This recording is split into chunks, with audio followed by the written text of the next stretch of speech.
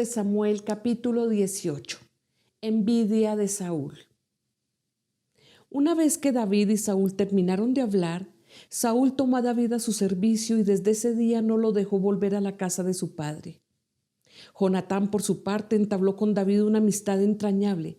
Llegó a quererlo como a sí mismo. Tanto lo quería que hizo un pacto con él. Se quitó el manto que llevaba puesto y se lo dio a David. También le dio su túnica y aun su espada, su arco y su cinturón. Cualquier encargo que David recibía de Saúl lo cumplía con éxito, de modo que Saúl lo puso al mando de todo su ejército, con la aprobación de los soldados de Saúl y hasta de sus oficiales. Ahora bien, cuando el ejército regresó después de haber matado a David al filisteo, de todos los pueblos de Israel salían mujeres a recibir al rey Saúl. Al son de liras y panderetas cantaban y bailaban y exclamaban con gran regocijo: Saúl destruyó a un ejército, pero David aniquiló a 10. Disgustado por lo que decían, Saúl se enfureció y protestó: a David le dan crédito por 10 ejércitos, pero a mí por uno solo. Lo único que falta es que le den el reino. Y a partir de esa ocasión, Saúl empezó a mirar a David con recelo. Al día siguiente, el espíritu maligno de parte de Dios se apoderó de Saúl, quien cayó en trance en su propio palacio. Andaba con una lanza en la mano y mientras David tocaba el arpa como era su costumbre, Saúl se la arrojó, pensando: a este lo clavo en la pared. 2 veces lo intentó, pero David logró esquivar la lanza. Saúl sabía que el Señor lo había abandonado y que ahora estaba con David.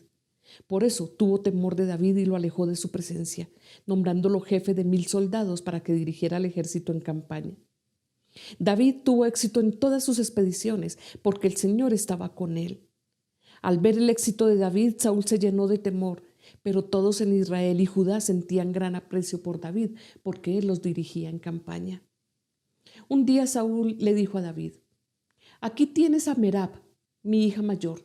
Te la entrego por esposa, con la condición de que me sirvas con valentía peleando las batallas del Señor. Saúl pensaba: será mejor que no muera por mi mano, sino a mano de los filisteos. Pero David le respondió: ¿quién soy yo? ¿Y quiénes son en Israel mis parientes o la familia de mi padre para que yo me convierta en yerno del rey? Sin embargo, cuando llegó la fecha en que Saúl había de casar a su hija Merab con David, Saúl se la entregó por esposa a Adriel de Mejolá. Mical, la otra hija de Saúl, se enamoró de David. Cuando se lo dijeron a Saúl, le agradó la noticia y pensó: se la entregaré a él como una trampa para que caiga en manos de los filisteos.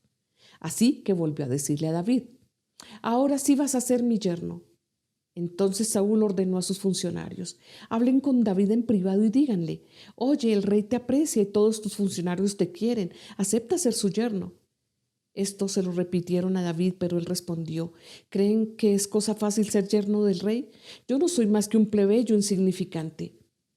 Los funcionarios le comunicaron a Saúl la reacción de David, pero Saúl insistió: díganle a David, lo único que el rey quiere es vengarse de sus enemigos como dote por su hija. Pide 100 prepucios de filisteos. En realidad, lo que Saúl quería era que David cayera en manos de los filisteos. Cuando los funcionarios de Saúl le dieron el mensaje a David, no le pareció mala idea de convertirse en yerno del rey. Aún no se había cumplido el plazo, cuando David fue con sus soldados y mató a 200 filisteos, cuyos prepucios entregó al rey para convertirse en su yerno. Así fue como Saúl le dio la mano de su hija Mical. Saúl se dio cuenta de que en efecto el Señor estaba con David y de que su hija Mical lo amaba. Por eso aumentó el temor que Saúl sentía por David y se convirtió en su enemigo por el resto de su vida. Además, cada vez que los jefes filisteos salían a campaña, David los enfrentaba con más éxito que los otros oficiales de Saúl. Por eso llegó a ser muy famoso. Esta es palabra de Dios.